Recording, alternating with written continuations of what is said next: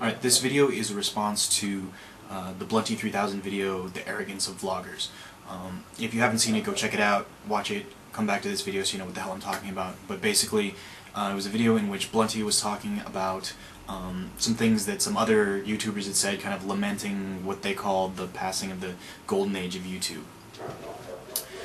Now, Blunty, one of your main contentions in this video is that this sort of golden age of YouTube never existed, and that the presence of corporate entities here on YouTube marks no real change from the way things used to be, because there's always been sort of lowest common denominator videos on YouTube, and they've always gotten a lot of views.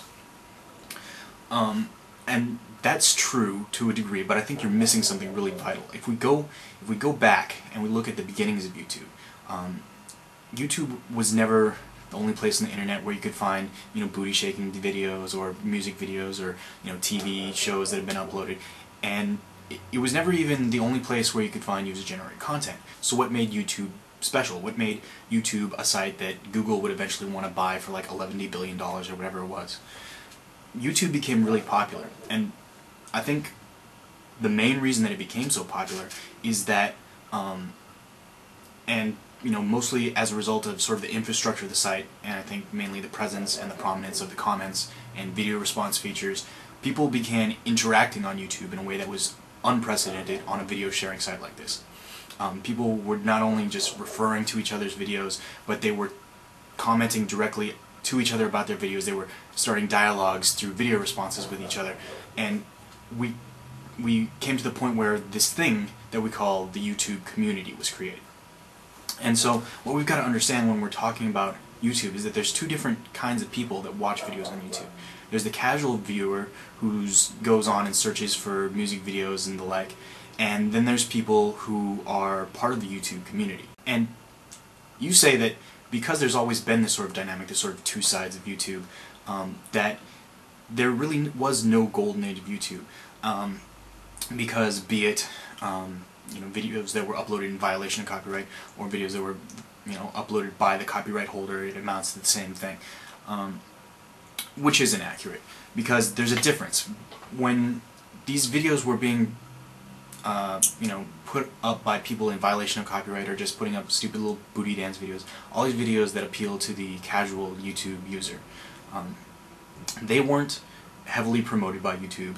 In the case of the copyright violation videos, they were actually discouraged by YouTube, which isn't the case for these corporate entities.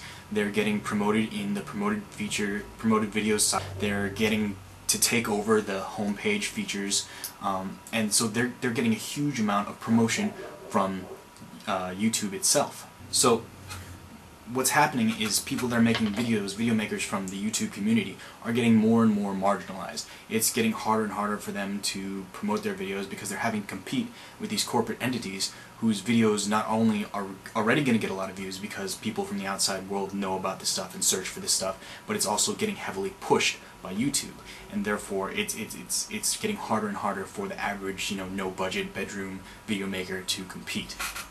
So, as to the point of there being no difference between the way it is now and the way it is then, I say there is. And I guess your other main contention is that, all that sort of doesn't matter because of this, like, majority rules type of philosophy, in that, these videos by the corporate entities are getting a ton of views, and, therefore, lots of people want to see them, so why would anybody complain about them, being featured or getting a lot of views or anything like that?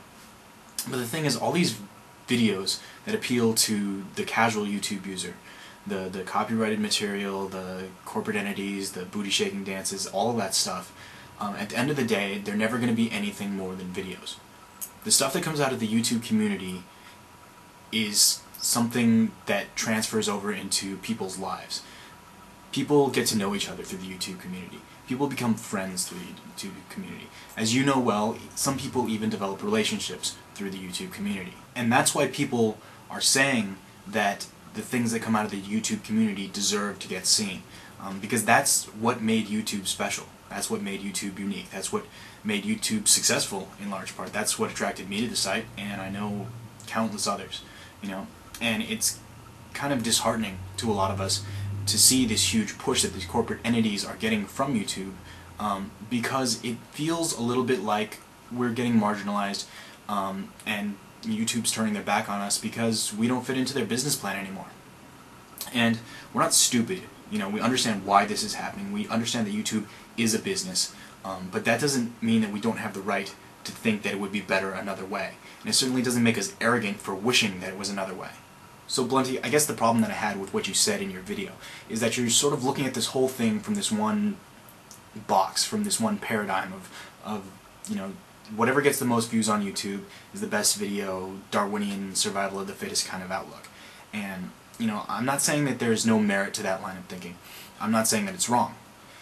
I'm saying that you're wrong for going after and attacking other YouTubers for espousing a different outlook and different line of thinking about how things should be on YouTube, calling them arrogant and calling what they said stupid, seemingly without even considering that they might have a valid point of view.